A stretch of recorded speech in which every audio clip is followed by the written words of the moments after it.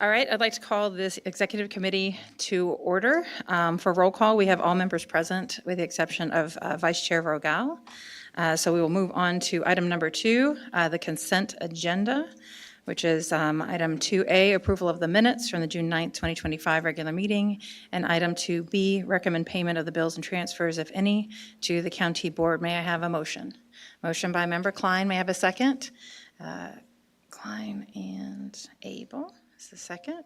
Any comments or questions about the consent agenda? Seeing none, all in favor say aye. Aye. Any opposed? Motion passes. Moving on, item 3, requests to speak by members of the public or the county employees, and we have 5 members who of the community who have signed up to speak today. We'll begin, each member speaking will have 5 minutes on the clock. And first up is Mr. Kevin McCall.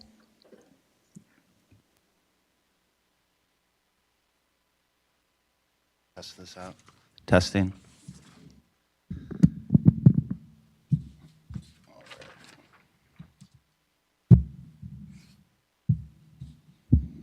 Can you still hear me okay, or can I raise this up a little bit? Just do a little squat? Okay. All right, we'll do our best. You want to let me know when you're ready? All right. Hello, and thank you for your time. My name is Kevin McCall, and I am a lifelong citizen of Bloomington Normal, and I'm currently working as a therapist for Gateway Foundation over on the east side off of Hershey. I worked for the city of Bloomington as well as the McLean County government, and the last time I was in this room was as the Director of Behavioral Health Coordination. In fact, this might be the first time that I've been here voluntarily, and I certainly wish it was under more positive circumstances. With that given, it may be no surprise to you that I am here to discuss the potential pause of shared sales tax contributions. When I first heard about the push to pause these contributions, I was saddened, and I recognize that some in our community have expressed frustration over delays in deploying funding, the level of transparency provided, or the process through which these funds are deployed. These concerns are of course valid because they are the type of concern that are ever present when you entrust anyone to be a steward of public funds. I would urge those who would support a pause in contributions be as specific as possible about your concerns so that they can actually be addressed. Don't hide behind vague or performative language. I say this because I have watched the county work tirelessly to address that which we are apparently here to address once again today. For example, I was pleased to see the creation of the Mental Health and Public Safety Fund Advisory Council, a reform aimed at ensuring better governance, stronger oversight, and greater public accountability. Our county administrator, Cassie Taylor, Director Marita Landreth, the county board, as well as many dedicated public servants and community experts have worked tirelessly to make these changes, and it is an effort that has not stopped or slowed. It is clear to me that momentum has been building, so why are we pausing now? I believe that some government officials may be tempted to reconsider this commitment, the commitment to this 20-year agreement, not because the policy itself is failing, but because it's politically and financially convenient. It can be easier to distance oneself from legacy decisions when budgets tighten, especially if the optics favor short-term relief over long-term impact. But leadership isn't about cherry picking, only the decisions that fit neatly onto your campaign flyer. It's about making the hard choices that serve the community even when they're not flashy, not popular, and not immediately beneficial to one's political capital. This tax agreement was designed with vision, coordination, and most importantly, optimism. Our residents deserve that continued optimism, reliability, and policy grounded in public good, not politics. Let me be clear. This is not simply a line item in a ledger. This is an investment in the health, safety, and stability of our community. Behavioral health programs help individuals manage mental illness, substance use disorders, and crises that left unaddressed ripple out into homelessness, unemployment, family breakdowns, and public safety challenges. Every dollar we put into behavioral health saves far more down the road. You may be saying to yourself, but Kevin, it's just a pause. Well, let's be honest about what a so-called one-year pause actually means.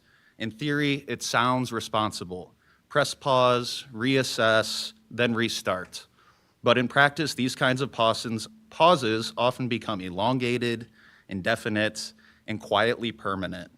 Without a binding reinvestment plan, there's no guarantee that funding will return or that programs lost during the pause will recover.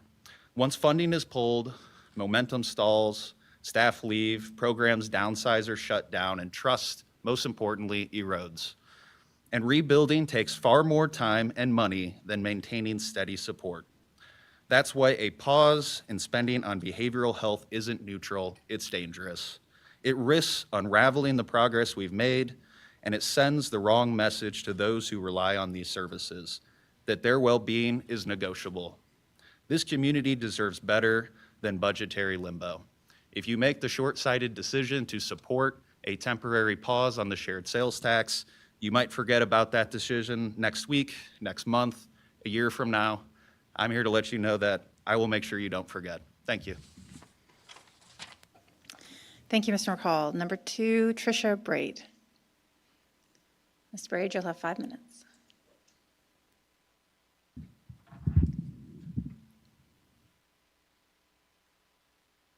My name is Tricia Braid, and I live in Hayworth. I'm here to provide an update on the draft strategic land use plan and to highlight a few observations that I believe are important for this committee to consider in its oversight role. Since my comment last week to the Land Use and Transportation Committee, I've gathered additional information. Because time is short in this forum, I'm going to present my concerns as a laundry list. I'd be delighted to speak offline with any of you and provide supporting evidence. Page 18 refers to the extension of municipal zoning authority beyond corporate limits. As confirmed by a recent FOIA request to McLean County, there are no intergovernmental agreements in place that would allow for this kind of extraterritorial zoning authority. The rural buffer zone is also not established in ordinance or statute. These claims should undergo a legal review to reduce liability, as this document is intended to guide internal staff decisions and influence zoning recommendations by the ZBA. The Village of Hayworth meets the state statutory requirements for maintaining its own extraterritorial jurisdiction. That ETJ should be reflected on the plan's map. If it's omitted here, it may be overlooked in future decision-making. This is a clear example of the kinds of fundamental mistakes that must be corrected before final adoption. The Village of Hayworth submitted to Chairperson Johnston today its own letter and instances of errors in the plan. I have a copy with me today, should anyone want to see it. Page 20 proposes a residential development in Shirley and additional growth north of Hayworth, all within the Hayworth School District. The district confirmed to me it was not engaged during the planning process. These types of developments directly impact transportation, staffing, funding, and school capacity. They require coordination before, not after, major planning decisions are finalized. You're putting this district on a path for referendum to raise taxes again. The model used to inform the plan is flawed. There is no question that that is fact. Ground truthing was clearly not a priority. Rural municipalities and townships, along with urban townships, must be explicitly and formally engaged to review the maps for errors. If they can't do so within the comment timeline, the timeline must be extended or the commission must take additional verification steps themselves. Again, the flaws in this plan put the county in legal jeopardy. Finally, Chapter 20 of the McLean County Code makes this committee the oversight body for the Regional Planning Commission. That role includes ensuring that major plans like this one are vetted through an open and transparent process. So far, the plan is moving forward without review by standing committees. That limits the ability of both the public and board members to provide informed comment.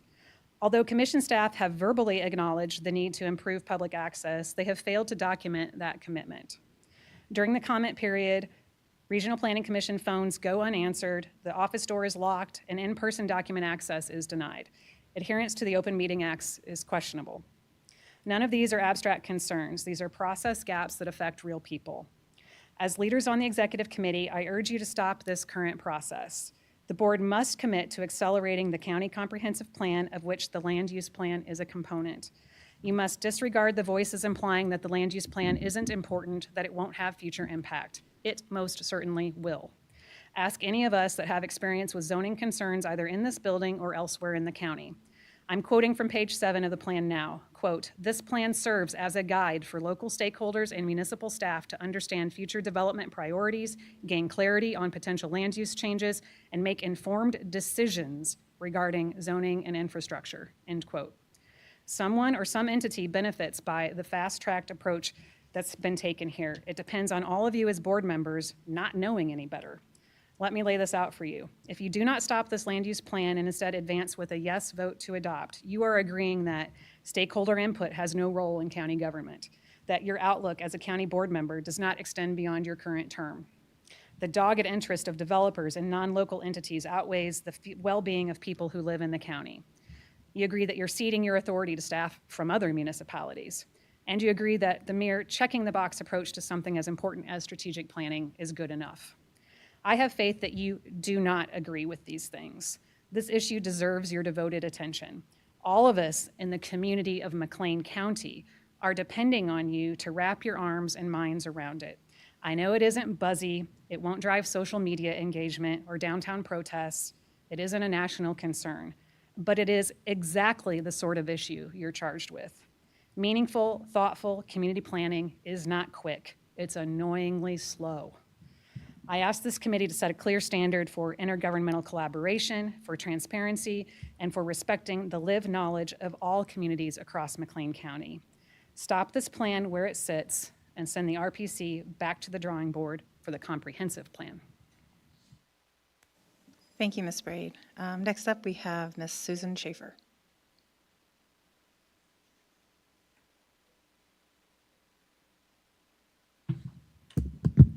Short. Members of the Executive Committee, you all know who I am. I've been there. And I'm going to speak today about the amendments to the Mental Health and Public Safety Fund. And one of the things I would like to do is to remind everyone that the city and the town are home rule, but the county is not. And I was an active participant in development and use of the fund while I was on the board. So I'm pretty well versed in the topic. So I have 3 points I want to make tonight. First, for some historical perspective. In 2015, both the city and the town desired to raise their sales tax from 7.75% to 8.75%. The city wanted to use it to address a budget deficit, roads and sewers, and some discretionary items. The town wanted to address infrastructure, public transit, and a community soccer complex.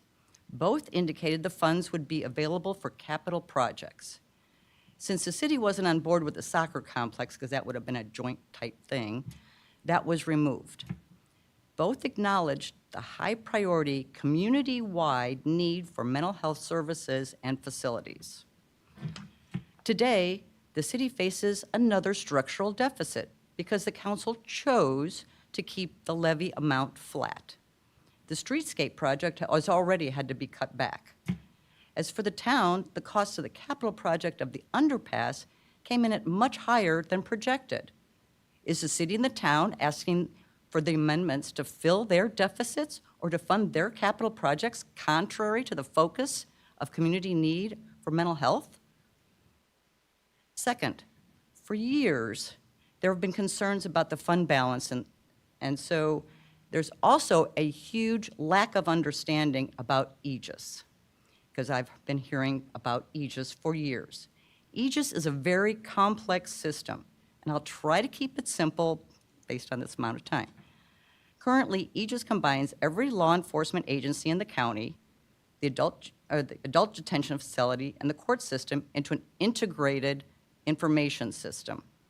The juvenile detention facility, along with the new CAD system, will be integrated in Aegis, which will add fire and EMS.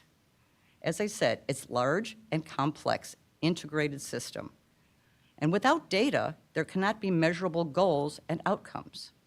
So one of the results of the data that we currently have is the county became a direct service provider with the FUSE program, which directly benefits both the city and the town with reduced law enforcement interactions. And it's in your report this month for under BHC.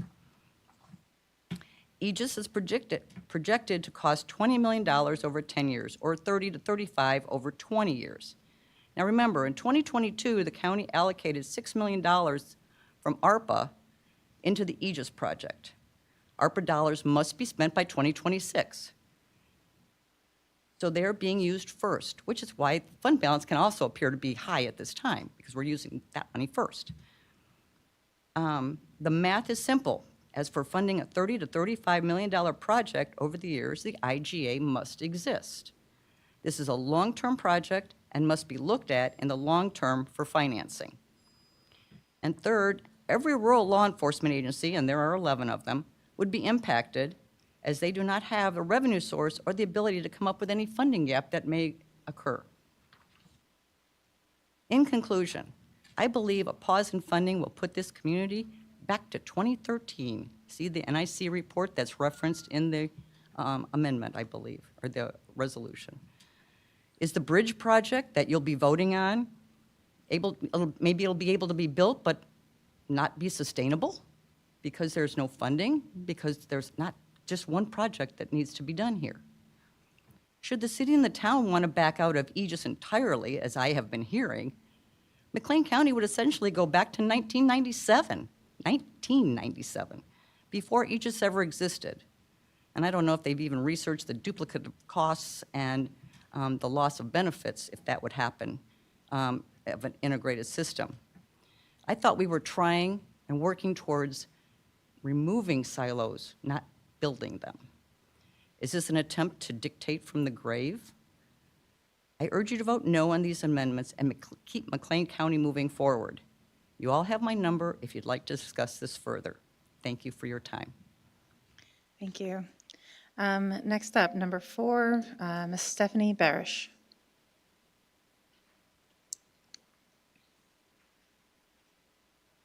Hello, everyone. Thank you for the opportunity to speak to the committee today. I'm going to try to read, otherwise I'll go way beyond 5 minutes. For those of you who do not know me, I am Stephanie Barish. I have been a mental health provider for more than 30 years, and 27 of those years have been in McLean County. I am the sole remaining member of the original county advisory groups that were pulled together in the mid-2010s, and the sole remaining member of the original Behavioral Health Coordinating Council. I am also currently the chair of the Mental Health and Safety Funding Advisory Council that was already mentioned. So I am pretty intimately involved in the history and the needs and the use of the intergovernmental agreement funds. I am here to urge you to vote no on the pause for the intergovernmental agreement for 3 primary reasons. First of all, the Behavioral Health Coordinating Council, if you're unaware, recently, as within the last year, went through a restructuring. And this restructuring was, in many respects, due to concerns and complaints from the community on a lack of movement, a lack of use of those funds. And in that restructuring, we were strategic in identifying decisive priorities and making funding recommendations with action that can already be seen. You guys will be voting and talking about one of them today, and the groundbreaking was just the other day. This project, as mentioned already, will likely need operational support, at least in terms of the integrated medical and social and behavioral health services. There are also other projects that are already in motion, already noticed and identified and moving forward to utilize funds. And the BHCC has also taken the next step of once again relooking to what our priorities are and looking to how those funds can be utilized to support the communities in the next year. Secondly, we are at a time where there is significant instability in funding for necessary treatment and supports for residents due to the current federal administration. This is already impacting access and support for integral programming and access to care. Projections are that over the next decade, millions upon millions of people across the United States will lose health care coverage, while many others will see coverage reduced. We do know that in McLean County, that will impact a very large number of people. We will go back to a time where pre-ACA, there was a large number of residents who just couldn't access care. They couldn't afford it, and even if they had insurance, they can't afford to pay the deductibles.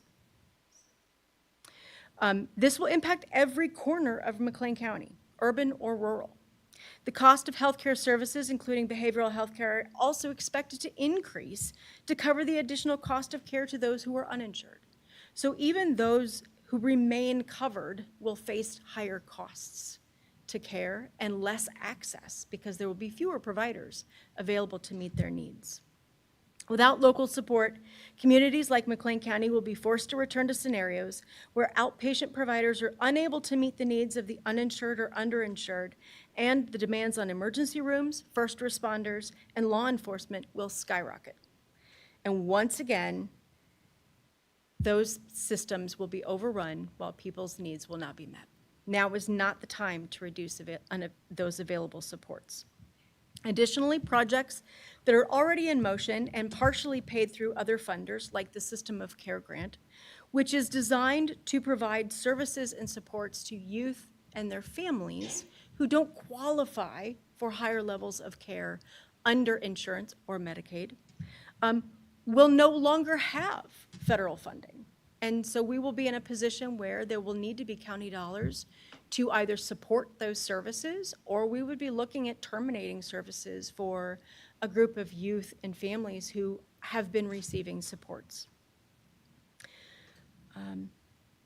Finally, marginalized communities, such as members of the LGBTQ community, immigrants, and people of color, are facing increased attacks and stress and impacts on their ability to access care. The Trevor Project and the 988 hotline for individuals who are LGBTQ is being dismantled as we speak. In Illinois, we are lucky that 988 providers receive additional training, but those with that specialized expertise will no longer be available to a population who has a much greater risk of suicide and other crises. Additionally, I can tell you that as the only provider in McLean County recognized by the Human Rights Campaign for our inclusive and innovative work with the LGBTQ community, we are acutely aware of the negative impact that we are already seeing on members of the LGBTQ community and the increased demand and need for care. Finally, immigrants, people of color, a large number of other residents of our county are in need and are hurting. And if we lose these funds, then they are going to go without. Thank you for your time. I realize, as always, I went over 5 minutes, but you all were very gracious to me. Thank you for listening. Thank you, Ms. Barish. And last, we have Kim Freeman.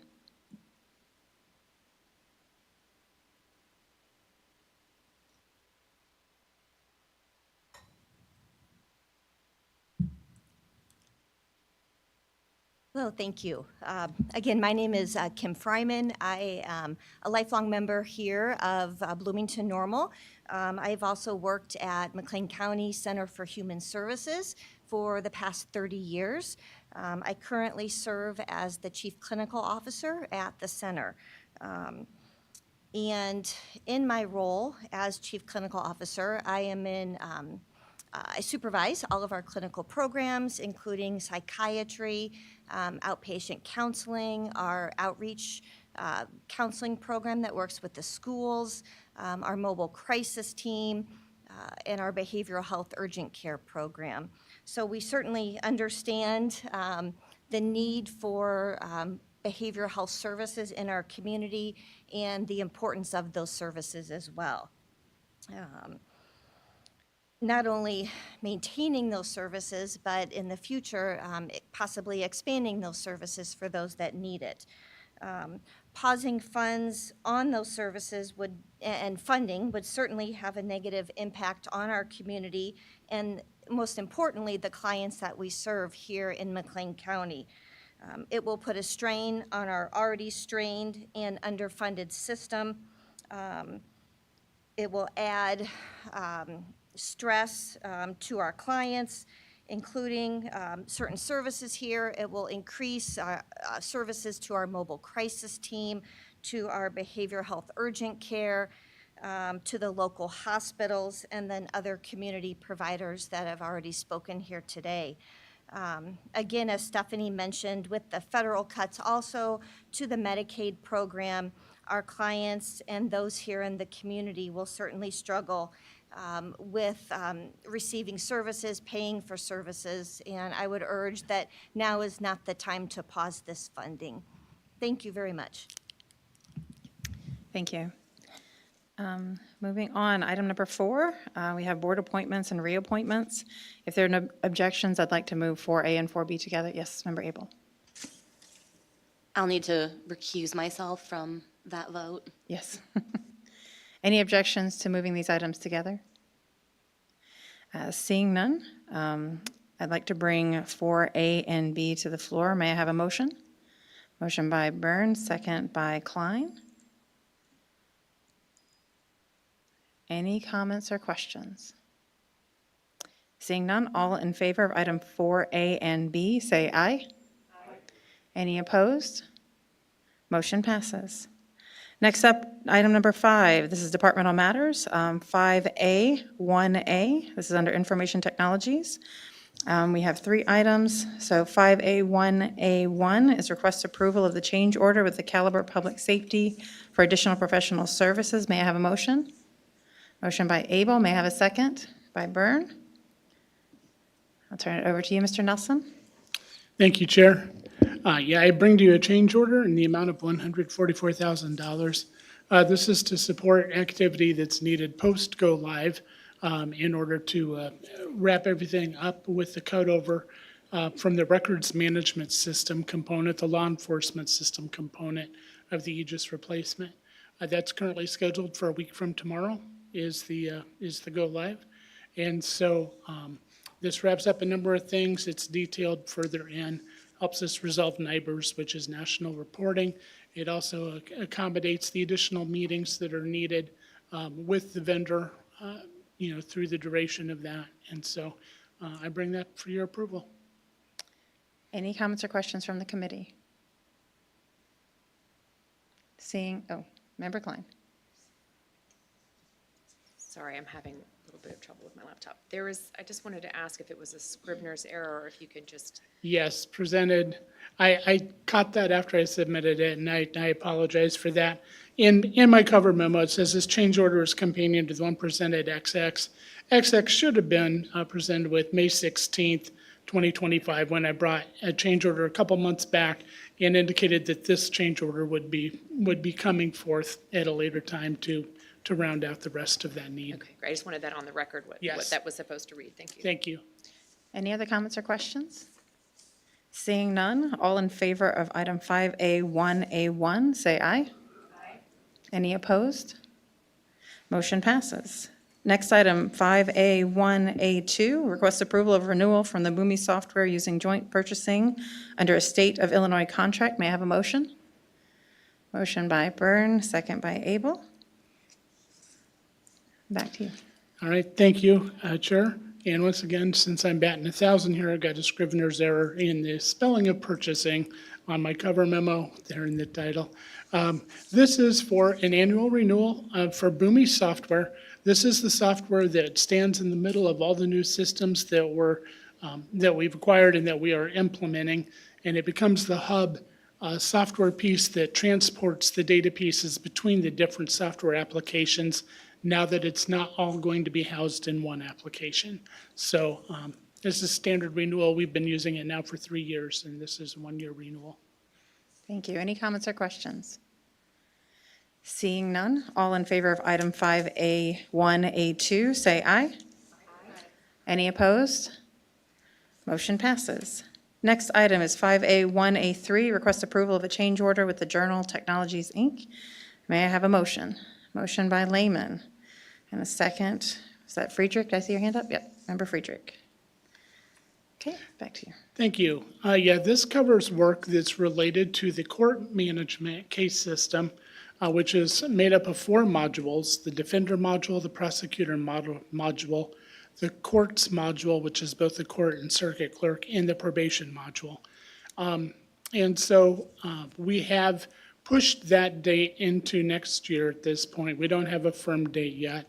But this accommodates some of that delay, as well as an additional data conversion that we found is necessary, a 4th data conversion that is in there. I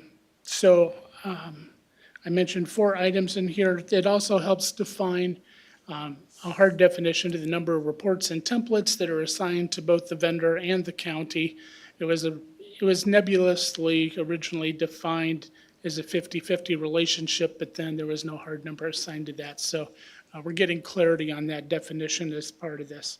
And then we're also picking up 3 additional interfaces that at the time we bid the project, there was just so much going on with so many new pieces that we didn't know, we didn't have all the information we needed to be able to define those additional interfaces.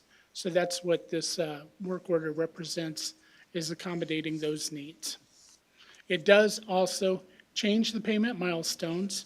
And so we had been working with Journal Technologies, and originally the plan was that the county would not have to provide licensing fees until all 4 systems went live, which is supposed to happen simultaneously. But with the extension of the project, they're putting quite a bit more time in without getting money back. We negotiated 20% holdback on everything in order to get some of that payment for work done up to this point paid for. So that's what I bring for your approval tonight. Thank you. Any questions from the committee? Seeing none, all in favor of item 5A1A3, say aye. Aye. Any opposed? Motion passes. Next up, we have item 5A1B, and that is back to you, Mr. Nelson, for your IT general report and your ERP monthly update. Sure. So the IT general report, a lot of that right now is just the justice systems and ERP. There are other initiatives going on. We are currently replacing the process of people storing their files on what we typically think of as map drives, a W drive, an X drive, and moving that all to the cloud. And so we are in the process of doing that and have our first pilot on that going out next month. And so he's not here today, but I've got to give kudos to my second in command, Matt Berger. He's been pointing me in on that and just doing an excellent job. We did also finish wrapping up submission of our 2026 budget. And that in that process, we meet with all the departments who indicate they're willing to meet with us to identify their needs. It's always a little bit of a crystal ball game, trying to figure out by July of this year what we're going to need by December 31st of next year. But we have really good meetings with the department heads, and we wrapped up that process. So if there's anything additional from that report that you'd like information on, I'd be happy to provide it. Thank you very much. So last month in your report, you had called out that there were a few things that you were waiting on the auditor's office for. And I see on here that you do still have a few things that you're holding, or at least at the time of the report. I was wondering if you could maybe give us a little bit more of an update on that status? Sure. Yeah, I was bringing that in as a second report, said that, but that's fine. We can move right into that. I met with our project manager yesterday and today, and we have had several decisions that have needed to been made by the project participants and signed off on through our process of, we're sending communications to the auditor, waiting for a response, setting a date by which we need that response. And then if we don't get that response, then we're moving forward as we think is best. In this month, there were, since May 12th, there have been 7 of those decisions. Some of them were rather large in terms of, for instance, the chart of accounts. So I ended up being the signatory on that. And I don't know that most people would typically think an IT director is the person signing for your chart of accounts definition, but that is what our process brought us to. So that was a very key component in being able to move the rest of the project forward. Everything kind of freezes until you have that chart of accounts in place so that you can work with it. We did ask, the deadline was today, if her office wanted time to close assets in New World before the conversion. We don't have a response on that yet. And then there's also what's called a crosswalk, which is kind of between the old system configuration and the new system configuration. And there were 26 capital assets that appeared to be classified incorrectly. And we asked for clarification back on that, and we still didn't have any response as of today. So I can go through. Some of the others are a little bit smaller. Some of them are not. Some of them are really accounting issues. And of course, I'm not the person that makes that decision, but which funds, for instance, should receive depreciation directly as opposed to depreciating in the capital assets fund. And so, we work with our the financial officers and resources at that point to make those determinations. Any other questions about the second report for the ERP?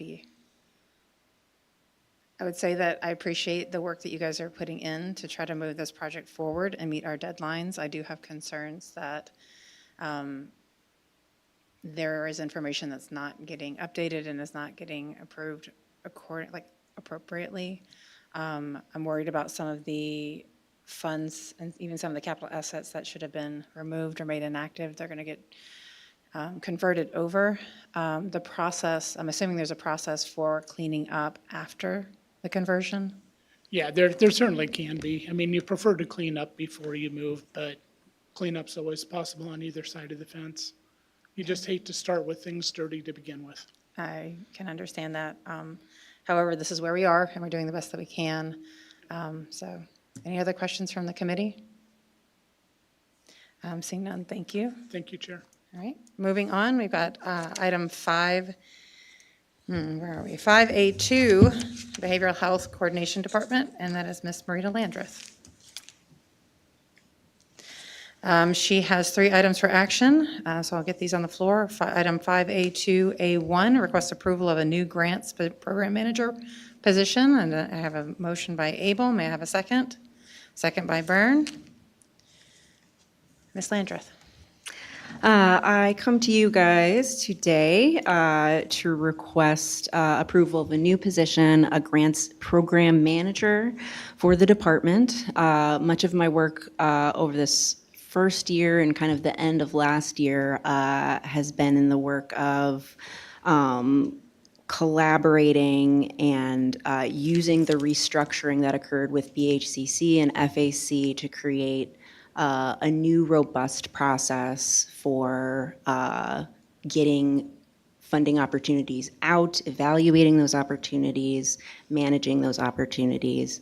And after some careful thought, it's enough work that I believe that it could be a full-time position. I've included the job description in the supportive documents for this, as well as the new position request form that has a little bit more detail about kind of the levels of complexity that we anticipate that this position would have. I think that having someone specifically in this position that has the expertise of not just, this isn't applying to grants, this is essentially creating the grants, right? Creating the application processes is really going to help us to capitalize on the momentum that we've started with getting this funding out and keep it up so that we can consistently get good opportunities out into our community and remain agile while we do so. And I'm happy to answer any questions that you might have. Any questions from the committee? I do believe that this is something that, especially with the initiation of such a program, that we do need somebody full-time devoted to the creation and just the mechanisms of how to go about it, the evaluation of the proposals, but also the evaluations of the outcomes is going to be crucial as far as the transparency piece. So as we've been asked for this, I think that this is an excellent way to bring it forward. So any other comments or questions from the committee? Seeing none, all in favor of item 5A2A1, say aye. Aye. Any opposed? Motion passes. Next up, we have item 5A2A2, and that is request approval of an emergency appropriation ordinance, amending the McLean County fiscal year 2025 combined annual appropriation and budget ordinance for behavioral health coordination. May I have a motion? Motion by Member Klein and a second. Second by Member Lehman. Any comments or questions? Seeing none, all in favor of item 5A2A2, say aye. Aye. Any opposed? Motion passes. Next item, 5A2A3, request approval of the contract with Home Sweet Home Ministries for $1,341,170.80 for construction and operation of the bridge. May I have a motion? Motion by Member Abel, second by Member Lehman. Comments or questions? Yes, Member Klein. I just wanted, for the point of clarification, we approved already last month the expenditure, and this is just the approval of the contract language? Is that correct? Correct, we approved the proposal last month, and this is the contract Okay, piece. thank Yes. you. Any other comments or questions? Seeing none, all in favor of item 5A2A3, say aye. Aye. Any opposed? Okay, motion passes. Ms. Landreth, if you'd like to pick up items to be presented for information on item 5A2B. I've included the departmental report for May and June. I only have 2 months this month because I'm trying to shift my reports just so that it's a little bit easier to the various bodies that I report things off. So the next report should be 3 full months. We've continued to be very busy in the department. I'm proud to provide a little bit of additional information about the progress of the FUSE program. We're currently standing strong around sometimes it varies, but at the end of June, we were serving 36 active clients at the time. And we are continuing to be able to see that clients joining the FUSE program are having fewer of those interactions with the justice system, with homeless shelters, and with the emergency departments for mental health reasons when they're active with the program, which is very exciting. We've also got some information about the number of clients that we've seen per year. So you can see that slowly but surely we have raised the number of clients that we've been serving, which is very exciting. We've got some additional information about some of the trainings that we've heard, and we are still well on our way for planning the Behavioral Health Forum in November 6th, as well as an additional youth and family-oriented professional development summit that will be in August, which is very exciting. We've continued progress with forming relationships and making decisions as a community as it comes to the System of Care grant. And I've also included a bit of an update just generally about how spending has been going with those community projects as they kind of ended up getting put into 4 buckets.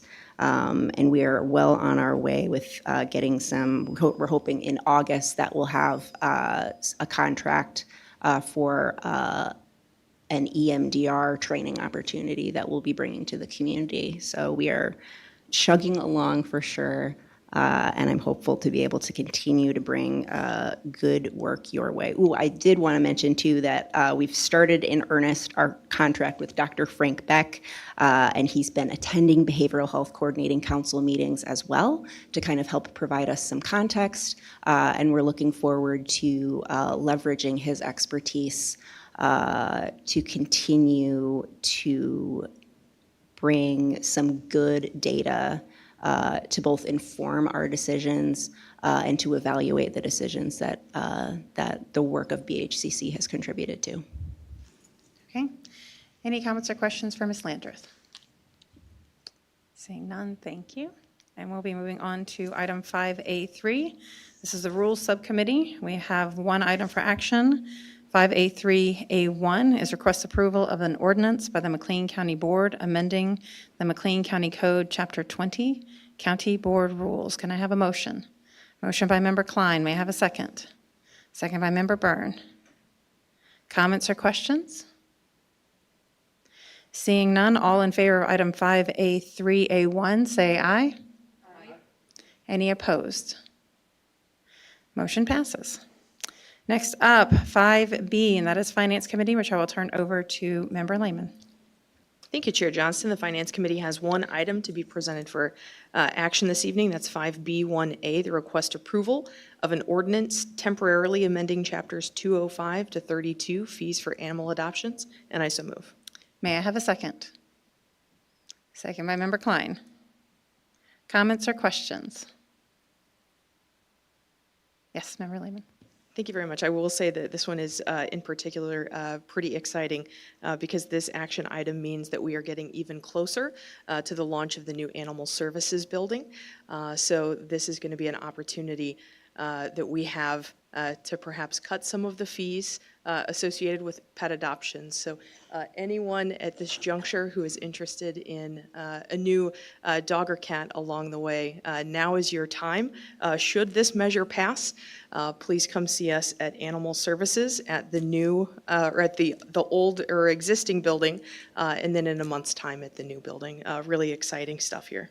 It is exciting, and I know that it will be helpful for the animals not to have to make a double transition of moving to a new building and then finding a forever home. So we do encourage people to come out and look for their forever friend. And so, any other comments or questions? Seeing none, all in favor of item 5A, or 5B1A, say aye. Aye. Any opposed? Motion passes. Member Lehman? Yeah, thank you, Chair Johnson. So the Finance Committee has 3 other items that are going to be presented before the board on Thursday, and I'd be happy to answer any additional questions that arise. Thank you. Let's move on to item 5C, Health Committee, and that is Member Byrne.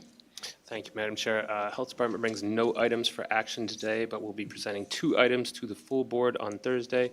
Did want to call out the Health Department and several county agencies for a very successful disaster drill that occurred a few weeks ago at Central Illinois Regional Airports. It was a massive operation involving a lot of agencies. It went very, very smoothly, and as confident as one can feel about a potential disaster like a plane crash, you should feel confident because you're in good hands. So congratulations to all involved. Nicely done, and glad to be in good hands. Well, thank you for your participation in that. I see you got some pretty good, pretty gory I got artwork better. done. Yeah, I got Okay. better. All right, moving on. Item 5D, Justice Committee. Vice Chair Rogal was not able to be with us today, so we'll be turning it over to the senior member of their committee, and that is Member Reeves. Thank you, Chair. We have 5 items for action tonight. 5D1A, request approval for an agreement between McLean County Children's Advocacy Center and the Children's Advocacy Center of Illinois, the DCFS grant. Okay, may I have a motion? Motion by Byrne, second by Klein. Any comments or questions? Not Klein, I'm sorry, it was Member Abel. It was Member Abel, okay. Any comments or questions about this item? Seeing none, all in favor of item 5D1A, say aye. Aye. Any opposed? Motion passes. Back to you. 5D1B, request approval of an agreement between McLean County CAC and the Children's Advocacy Center of Illinois, the VOCA grant. Okay, may I have a motion? Motion by Member Klein, second by Member Byrne. Comments or questions? Seeing none, all in favor of item 5D1B, say aye. Aye. Any opposed? Motion passes. Back to you, Member Reeves. 5D1C is request approval of an agreement between CASA of McLean County, Logan Counties, and the Illinois Association for Court-Appointed Special Advocates, the DCSF grant. Okay, and may I have a motion? Motion by Member Lehman, second by Member Byrne. Any comments or questions? Seeing none, all in favor of item 5D1C, say aye. Aye. Any opposed? Motion passes.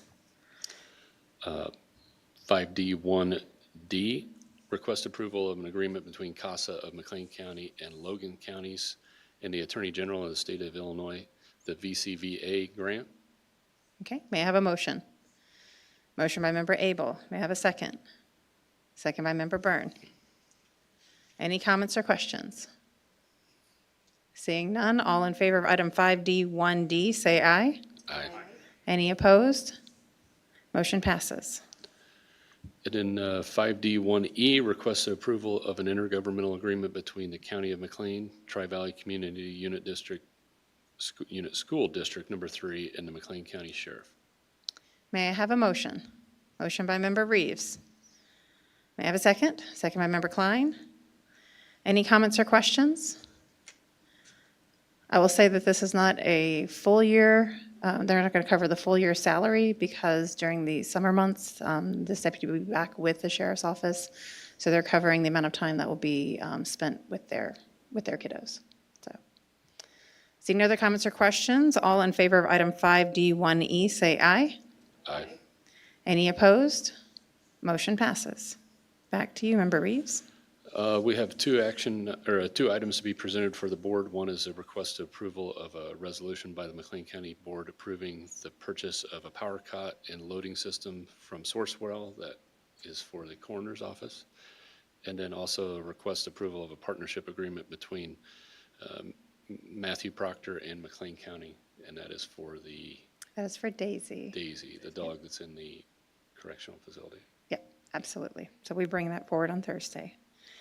Any other comments or questions from the Justice Committee? All right, seeing none, we'll move on to item 5E, and that is Property Committee with Member Abel. Thank you, Madam Chair. The Property Committee has no items to present for action tonight.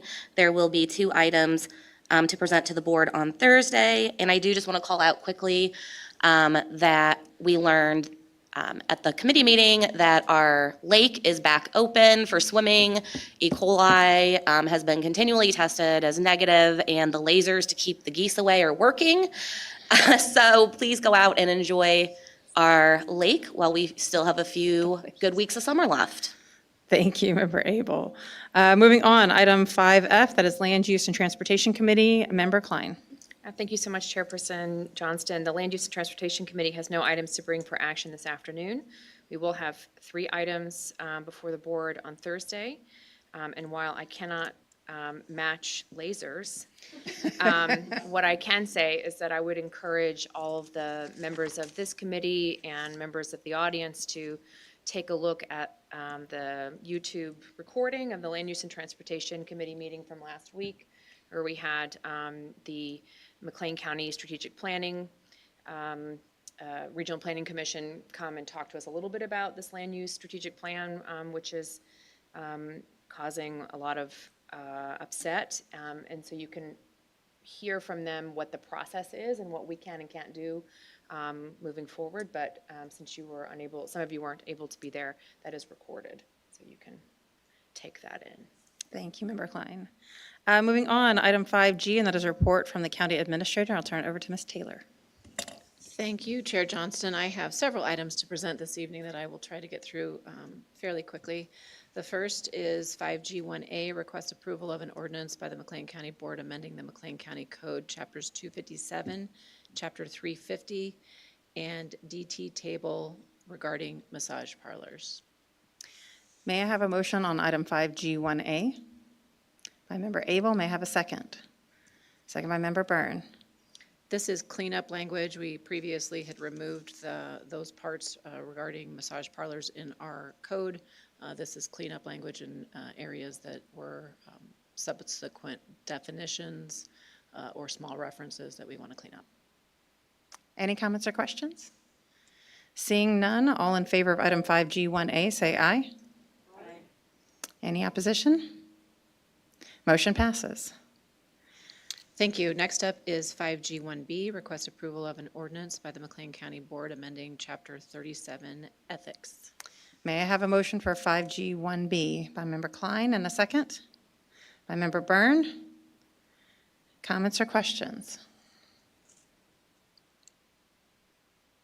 Seeing none, all in favor of 5G1B, say aye.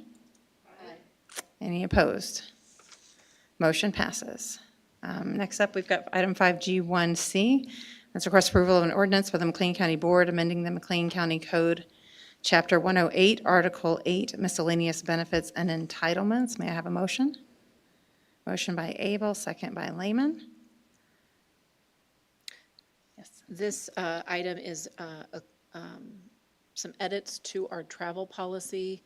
We amended this part of the code about a year ago, and we received feedback from staff that there were some areas that they were requesting additional information and clarification, and so we thought the best thing to do would be to go back to code to make sure that that had clarity and simplicity for all involved.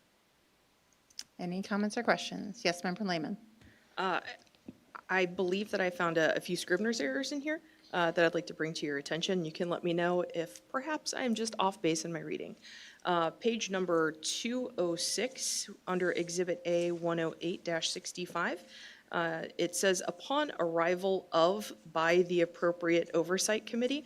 I'm wondering if it should just say upon upon approval of the appropriate oversight committee. I don't think we need the of and the by.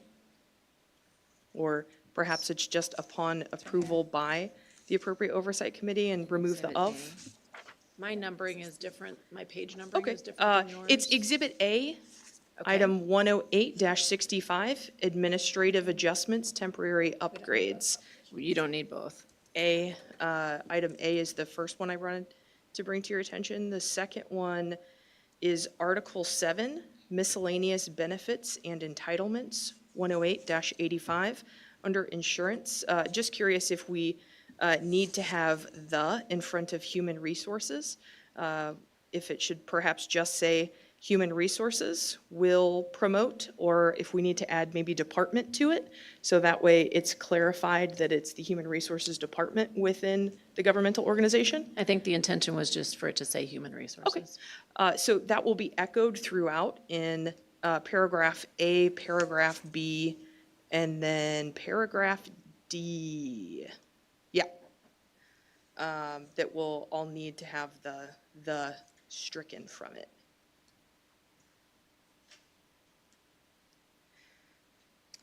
I think in D, it looks like it's already Okay, yeah, been struck. then remove D from my notes here. And then the next piece on unemployment compensation, item 108-89. It looks like we might have accidentally struck out county behind McLean, and it just says McLean maintains unemployment insurance. And I'm sure we're yes. probably not referring to the village of McLean or the town of McLean. No, we want to say McLean County, yes, thank you for that catch. And then my final question in that same paragraph is regarding where it refers to, it says, for reducing costs under the act. I believe it's in the the fifth line there. And just wanted to make sure we clarified what act we're referring to.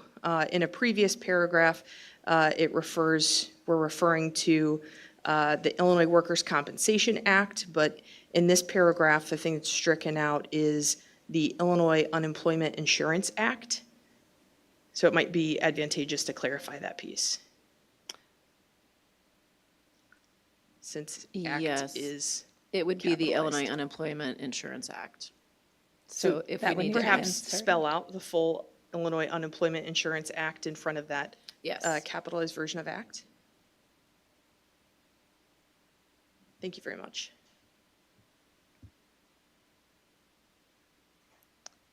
Any other comments or questions? Thank you, Member Lehman. Comments or questions? Any opposition to the amendments or the Scrivener error corrections by Member Lehman? Wonderful. Moving on, we're going to take a vote. Item 5G1C. All in favor, say aye. Aye. Any opposed? Motion passes. Next up, we have item 5G1D, request approval of a contract with Mejorando Group for assistance with the development of a county board strategic plan. May I have a motion? Motion by Member Abel. And may I have a second? Second by Member Lehman. Ms. Taylor. Thank you, Chair Johnston. So we had as you have in your memo there on page 226, the county board is interested in a strategic planning process that will capitalize on providing direction for administration as well as for some of the departments within the county for the future. And we had a group of 3 board members and myself involved with scoring of 9 RFP submissions that came into the county for this strategic planning service contract. We are recommending Mejorando Group.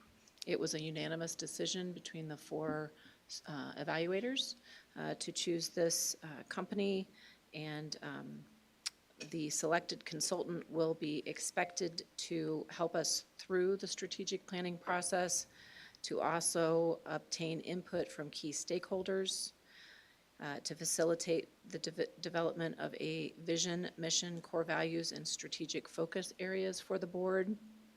That also includes goals, performance measures, and an implementation plan, and then also synthesize that into a living document that will serve as a roadmap for success for the future planning for this board. Any comments or questions? Yes, Member Klein.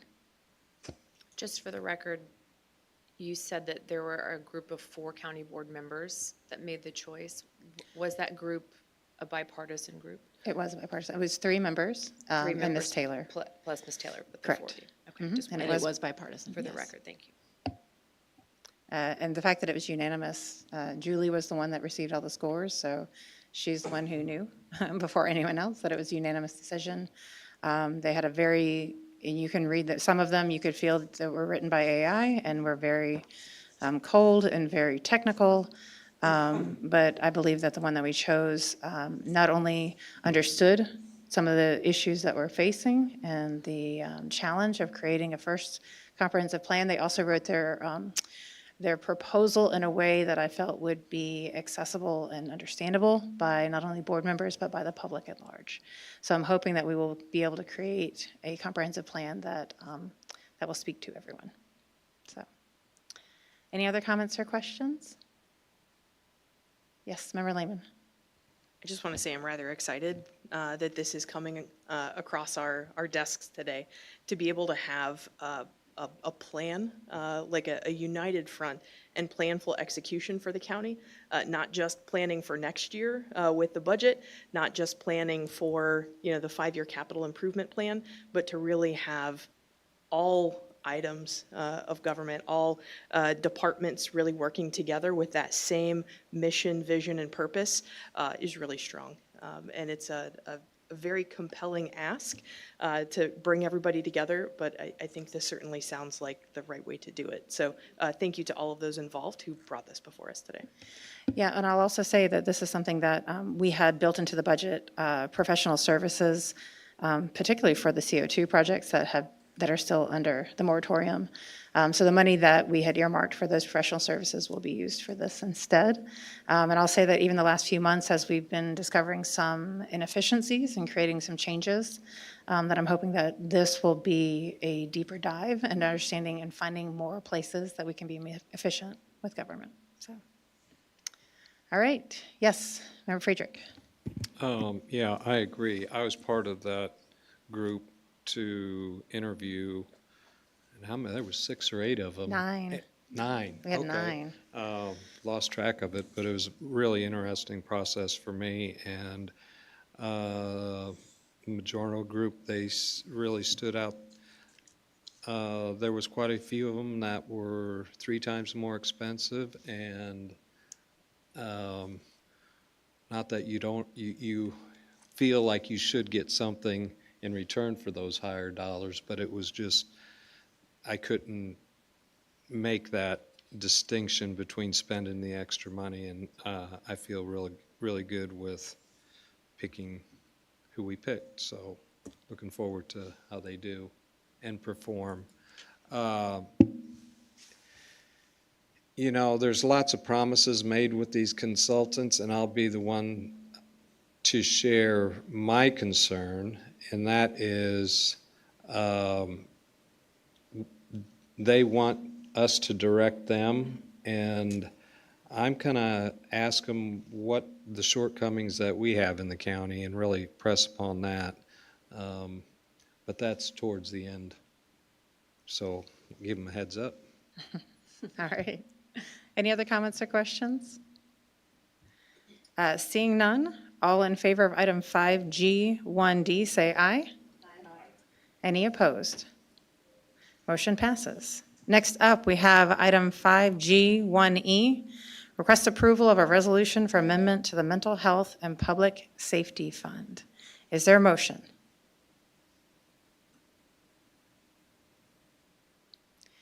Seeing no motion, that item will be dead. We will move on.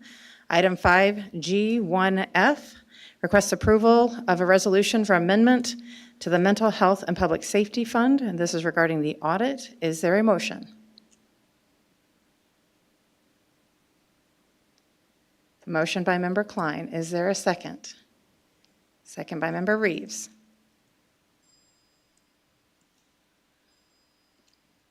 Okay. I had a presentation that I was going to give, just a high-level overview of the Mental Health and Public Safety Fund with regard to E. With your permission, I'd like to do that with this next action item. I believe it would be helpful for you when you're crafting your decision. And with that, Dan is going to help me. There we go. Moving on to the next slide. So in 2016, the city and the town increased sales tax by 1%, with a quarter of that increase designated for the Mental Health and Public Safety Fund for the county to administer. The county initially anticipated approximately $3.9 million to $4 million in revenue each year for this fund, but as you can see on this slide, from 2016 to 2020, that fund brought in revenues under $4 million, just under $4 million. And there was a change in legislation in 2021, which brought increases to the fund through 2024, ending with over $5 million in sales tax per year in 2024. The different colors designate the two different bodies that generously offer that fund. The lighter blue on top is the town of Normal. The darker blue is the city of Bloomington. The next slide shows you the 4 subcomponents for 2016 through 2024. And so this is just through the end of 2024, our fiscal year that just ended. The McLean County has received $38,646,649 in shared sales tax to promote community behavioral health and public safety system-wide. As we began building these funds, we did identify the 4 primary subcomponent areas to be funded per the IGA, our intergovernmental agreement. One is for behavioral health coordination. The next is for criminal justice services. We also have debt service on the Law and Justice Center building jail annex, and then our integrated justice information system. So this graphic is kind of busy, but it shows you at the top where those sales tax dollars are coming from our 2 partners, what the grand total is, and then it also shows you the split of what has been spent in each of those subcomponents and what is remaining. At the community level, the county has prioritized mental health and public safety funds as a payer of last resort, encouraging county staff and community partners to first pursue federal grant opportunities when available. And we've had some notable successes in that area. We had $2.5 million in federal funding for the Systems of Care grant and the Comprehensive Assessment Team, our CAT initiative. We had $1.5 million in federal awards for the McLean County Center for Human Services for the Behavioral Health Urgent Care project. That was a community partner that was able to receive those funds and then declined our funding in lieu of federal award. And then together, those grant achievements preserved approximately $4 million in mental health and public safety fund allocations for future investments. In this graphic, we show you the spending for this fund. It has steadily increased after initial planning efforts transitioned into implementation. So notably, while our expenditures have grown, actual spending has consistently remained under budget figures, with 70% of allocated funds utilized in 2024. So there's several reasons for that. These spending patterns reflect a strategic and cautious financial management of this fund.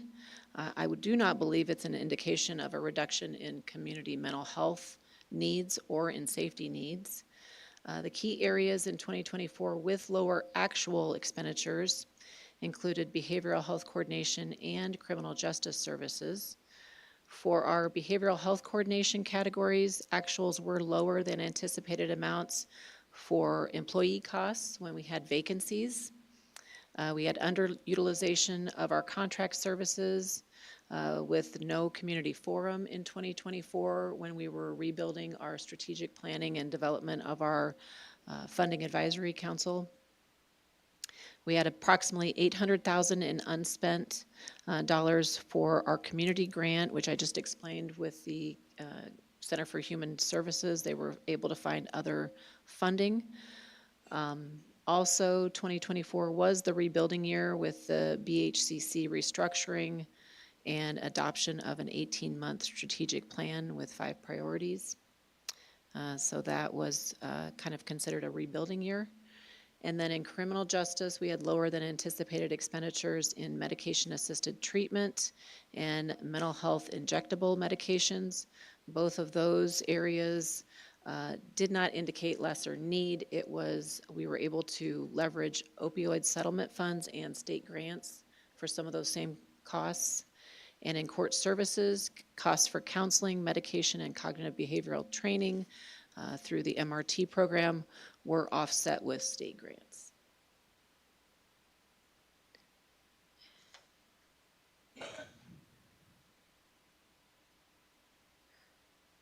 This next slide is very busy.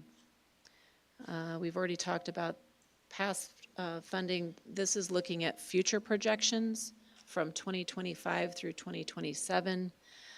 So for our future projections in each of those areas, you can see at the bottom of the page what the obligation would be with our current funding trends, as well as what we would need for remaining. And the next slide shows it a little bit easier. With our current funding strategies, our current revenue and spending projections through 2027 show a balance of $10 million at the end of 2027. Current unknowns would be cost allocations for community grant projects, as well as allocations for RMS systems that may be more comprehensive to law enforcement needs. And then if we go on to the next slide, this just shows it graphically. Our total balance under our current plan would lower the funding from $20 million in 2024 down to approximately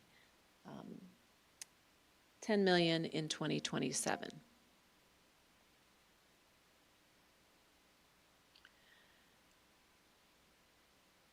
This graphic shows what our budget need projections would be with 1 year of reduced funding. I will just cut to the bottom of that right corner where it says with a 1 year pause, we would have 4.9 remaining in the fund balance.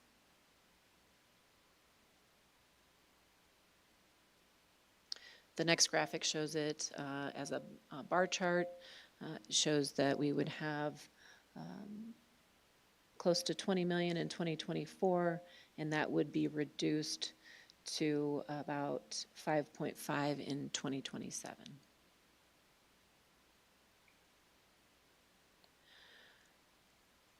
So this shows the needs for our projection for the next 3 years for our building debt service. The Mental Health and Public Safety Fund supports approximately 31% of the overall debt service related to the jail expansion, and that is 1.1 million each year. Next up is the budget projection needs for our integrated justice information system.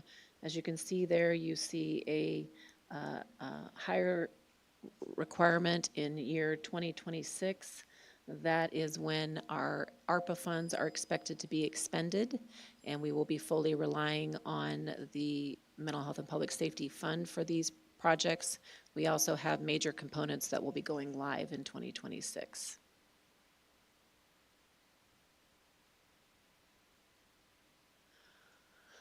This is just a quick operational model for the Aegis program for those of you on the board or that weren't on the board when we were first designing this project. So our current system is one system, one database that includes all stakeholders. Our new system would look more like a flower, or we've also called it an octopus, where you would have components that could be replaced and upgraded singularly instead of trying to make an enhancement or a change to the entire database.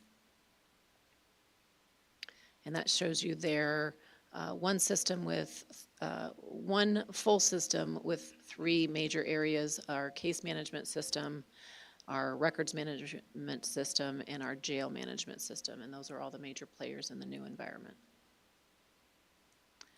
Some of the benefits for this new system: it has new citizen digital services. It has better data sharing amongst the county agencies, including our law enforcement throughout the county. It has more consensus building and collaboration among stakeholders, and it has better data to allow for more transparency and outreach to citizens.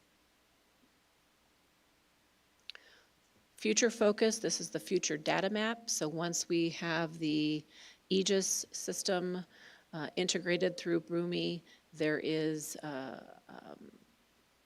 future expandable possibilities with this model, where we would also include our mental health providers into Boomi, where they can push information about clientele into a central location for data purposes. This wouldn't be violation of HIPAA or any of our Illinois laws regarding mental health and privacy. This would be for really trying to create data maps of what our needs are with real-time information on who we have accessing those services. Next, you have the budget needs projections for behavioral health services. This projection includes a reduction in staffing levels, but this is also the subcomponent with the most unknown, because as we're building our strategic plan for the next 3 years, this is the area that promotes community services and receives advisory recommendations from the Behavioral Health Coordinating Council. Last up, criminal justice services. These numbers are preliminary, but are related to an increase in staffing at the jail specific to mental health providers and officers to supervise. Innovative programs developed from the Criminal Justice Coordinating Council, which also would be included. This would reflect a step-down approach to funding these programs, but they could include a co-responder model, text alerts across the county for public safety, and other related programs like that. And then this is just to show you that the BHCC and the CJCC are involved with strategic planning in 2025. The BHCC strategic plan for 26 through 28 is targeted for release in October, with the same timeline for the CJCC strategic plan. We are just getting started in July with the first of those planning sessions, but because it is a smaller portion of the overall mental health action plan, we believe that we will still be able to get that finished with an October release. And that's what I have for you tonight. Member Klein. Thank you so much, Ms. Taylor, for all of that information. I'm sure there's lots of people who have lots of things to say, but I wanted just to start off for clarification.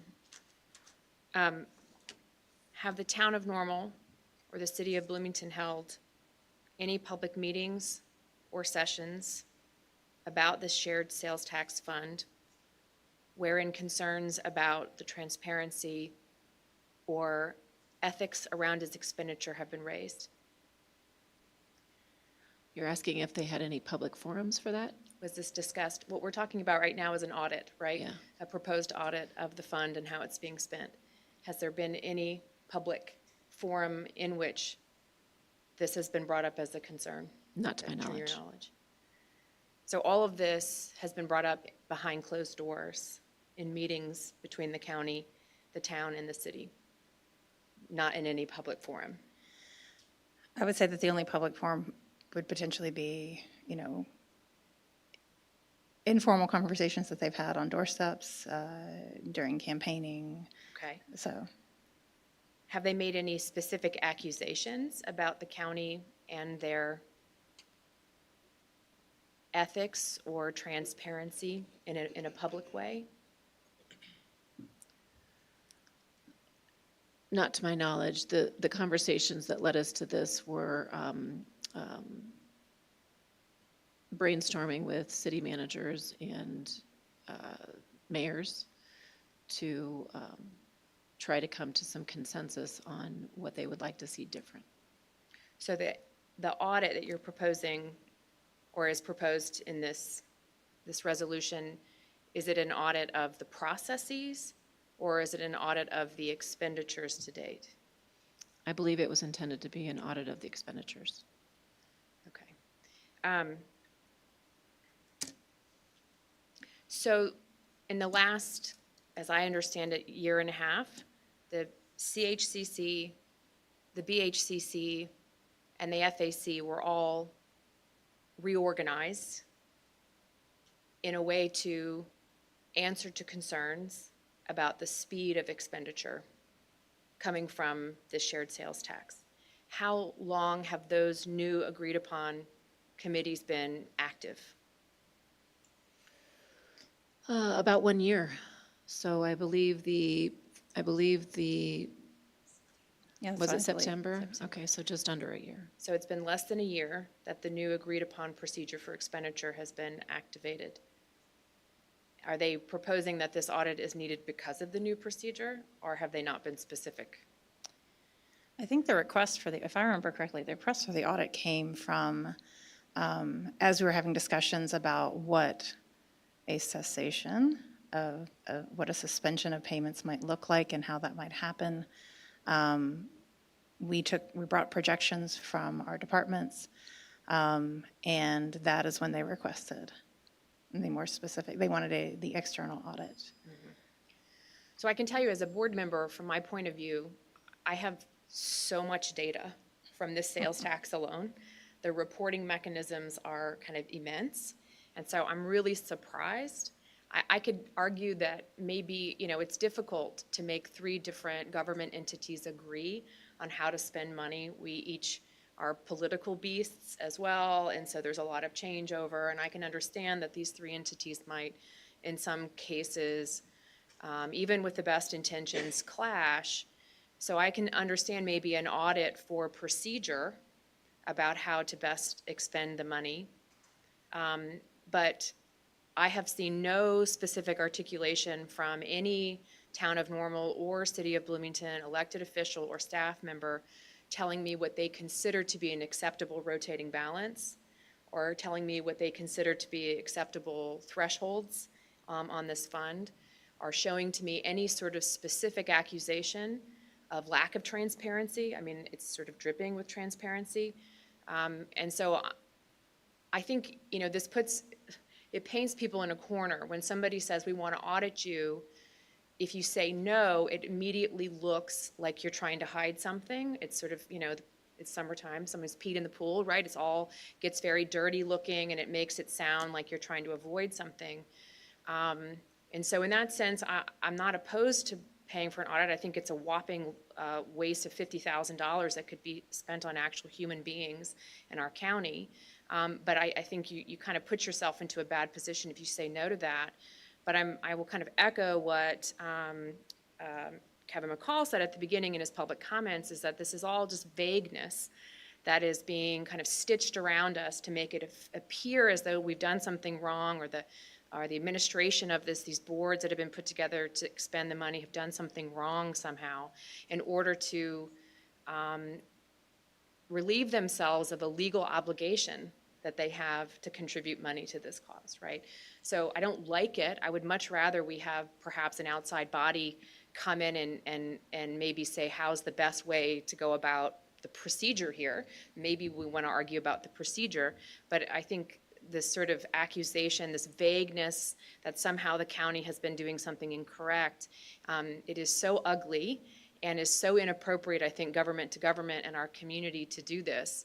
I think if you speak to anybody, any voter at all, what they would say to you is that they want agreement. You know, the town and the city and the county, we want to work together, and we are better when we are working together. And this kind of underhandedness does not help that at all. So, you know, I think reservedly I would vote yes for the audit, because I feel like otherwise they are going to make a big scene about how we're not being transparent. But I think it's, I think it's genuinely, this has been a very kind of ugly period, I think, in this shared mission that we have for public safety and for advancing public health, mental health in our community. Thank you, Member Klein. Member Byrne. Thank you, Chair. 100% agree with what Member Klein is saying, and I think it's important to distinguish, like she was saying, between is there an objection to the funds that were raised or the process that are being used? And again, agreeing with Member Klein, I think there's good reasons to look at an audit, but it just feels like we're developing a solution for a problem that's undefined. We have mountains of data showing that there is a mental health need in this community, and it is incumbent upon us to help the experts to get that done. And I feel like we're doing that in these discussions about pauses and audits when the problem is not fully defined, and we are trying to develop solutions to this problem that we're not really aware of, and this involves so many other people where, may I borrow this, please? Sorry, that one. We have the Community Health Needs Assessment, thank you, Member Abel, that shows the data that we have problems and we need to solve this, and we have the means and the procedures to get it done, and we can discuss what is the best way to do that. But like Member Klein was saying, let's get an idea of what are the specific objections before we start to come up with this. So I'd be open to an audit, but I'd want some more clarity on exactly what are we auditing and what is the problem that we're seeking to solve here, because I don't really feel like I've got a firm handle on what the objections are to what we're doing right now. Thank you. Thank you. Any other comments or questions? Member Abel. First, I need a point of information regarding the agenda. Since we did not take up the issue of the pause, does that now go to the county board, or is it dead? It will not proceed from this committee because we did not have a motion or a second. Okay, It will not proceed. so I will keep my comments to The audit. the matter of the audit and the presentation. I have a couple questions. So I just want to make sure I understand. The county has been the sole contributor of all of the grant funding that has been contributed to these programs that are under the Mental Health and Public Safety Fund. The city has only contributed the sales tax. We have community partners who have also received grants that have offset costs. The county is the only government body that has received grant funds. Thank you. And then, understanding the report, the year-end 2036 balance is based on just what we're doing currently, not things that we might want to do in the future based on filling gaps, based on this 285-page report that Corey showed. That is correct.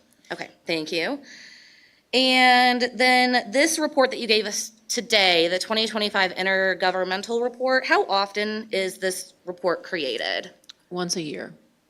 And this report shows exactly what we're spending money on and where the buckets are coming out of and, you know, all those details. It's a high-level report. The slides that you saw tonight were based on that same information, so it is high level. But yes, that is what it's indicating is what we've collected and what we've spent those funds on. And I'm assuming it is directly, immediately given to the town and the city to review. This report is hot off the press, so I will be sharing this with the city and the town tomorrow. But all the previous year's reports, they've read them, had the chance to ask questions, get further details and clarity. Yes. So my final question then is, with all the data, all the reports that we constantly provide, all of the open opportunities for communication, what exactly is the audit looking for in the expenditures that hasn't already been provided? What would that show us? From the communications that I've had, what they're looking for, it seems to me, is that they're looking for a more formal report process. We provide them with data. I think my understanding is that they're used to having a finance department, which we do not, putting together reports. These are reports that, so they're looking for an external auditor to take time and pull the pieces of information together in a way that they would take as more digestible. So that is their request. For me, it is a more clear cut than the first one. As far as, wishing for the audit, I agree with Member Klein that we do have lots of information, and I would rather spend the $50,000 in the public. However, as partners, I felt like this was a reasonable request, and our amendment was for a one-time expenditure for this to create possibly the reports that would answer the questions that they're looking for on where the expenditures are. Is there any anticipation that the audit could cost more than $50,000? At this point, we're going to this is to cap it at 50,000, so as not to exceed that. Okay, thank you very much. Any other comments or questions, Member Byrne? Quick question. When you said they are pushing this, did you mean the town of Normal, the city of Bloomington, or both, or somebody else? Both entities were in agreement. The town and the city were? Requesting, that they were Thank you. requesting the audit. Member Lehman, did you have your hand up? I did, thank you. So one of the items that has seemed to come up from a couple of my colleagues is the idea of funds versus process. And it seems like it was clarified that this is in regard to funds, and it might be advantageous to perhaps open the door for conversation on process to make sure that we really and truly are all aligned and we're all holding hands moving forward. What would be the process to make sure that we can have a really clear, streamlined process as opposed to just $50,000 on funds? Or is this really and truly locked down to funds, and more open conversations on process would be perhaps another time that would cost another amount of money should that come up in the future? So I would recommend that we go back to our partners to talk about process and what gaps or deficits they see in that process before we go and try to expend funds for a private consultant to pull that together. I'd want a little bit more information from our partners, and I'd like to be collaborative in that effort before we step out to having the outside experts tell us what we might already know. Member Abel? Thank you. I have one more question as it relates to the process. I know, and we talked about this earlier, that, last July, we changed everything. And when I was doing my research for this meeting, I found that in July of 2024, there was a Normal Town Council member quoted in the news saying that the town of Normal, which included attorneys, the mayor, and the city manager, helped get this process ordinance done and approved. So I just want to verify that when we changed our process, it was collaborative. And then the second part of the question is, at that time, when we passed this unanimously last year, were there any concerns at that time from Normal or Bloomington about our processes after we passed that ordinance that they collaborated with us on? The adoption of the bylaws from the BHCC and the creation of the FAC were collaborative and supported by all. Thank you. Any other comments or questions? Member Reeves? The word audit is used loosely. Is this indeed an audit or a compilation or review? And then the second part of that question is, it's not defined, is it fiscal year 2024 or from the beginning of time? 2016 is what's documented. Do we have answers to either of those questions? I haven't had specific requests of either of those. It was my understanding that it would be from the beginning of the shared sales tax, That's my understanding as well. 2026 on, 2016. 2016, excuse me. Member Klein? Well, what about the first part? Is it a full-fledged audit, a compilation, or a review that they're asking for? They asked for an audit. They did not distinguish between the two different types of reviews that you're describing. They just asked for an audit. Member Klein? If we were to approve this resolution today, would we, as a board, be presented with and have to approve the RFP or any contract for this audit? So in other words, would we be able would. to see the details of that when it actually comes to it? We would, because it exceeds our ability to do that without the RFP process. Thank you. Member Reeves? In the event the audit is successful, there doesn't seem to be any language that if it meets the expectations, are we setting ourselves up so we have to do this every year in perpetuity? Or if it comes back clean, is it null? The amendment language that we have in here is for a one-time. Any future, if there was ever going to be another audit, it would require another intergovernmental agreement amendment. Okay. And I concur with what Member Klein said to start out this conversation. Excellent. Any other comments or questions? Seeing none, we'll go ahead and take the vote. All in favor of item 5G1F, say aye. Aye. Any opposed? No. I had one nay. Motion passes. Moving forward, looking at 5G3, for your information, we did include a copy of the original IGA for your reference as we continue to have these conversations. What I will say is that one last item, we're moving into other business and communication. Our next date is going to be August the 11th at 4 p.m. I have also, as far as other communication, I've also been in consultation with people regarding my legal representation bills during the investigation that concluded in January. I would like to have some information and to request a formal opinion of the state's attorney about whether as board members we are entitled to reimbursement for such expenditures. And so as the head of this committee, I am going to request, is there a consensus to seek that opinion from the state's attorney as to whether or not county board members are entitled to reimbursement? Do you need a motion or just a general informal consensus? Not on the agenda, so we would just need informal consensus. Just informal consensus, yeah. I think it's fair to ask the state's attorney for a formal opinion on this issue. Okay. All in favor? Aye. Aye. Any opposed? All right, so I will get that in writing to you. No vote, yeah. Huh? They all agree. Not a vote, but They we all all agree. agree. It's informal, so I will get that in writing to you, Mr. Rude, to seek that formal opinion. All right, and, huh? Your vacancy. We're gonna do that on Thursday. Oh, that's right. Any other communication from the members of this board? Seeing none, this is the closest we've come to the city council meeting, so 5:38 p.m. we are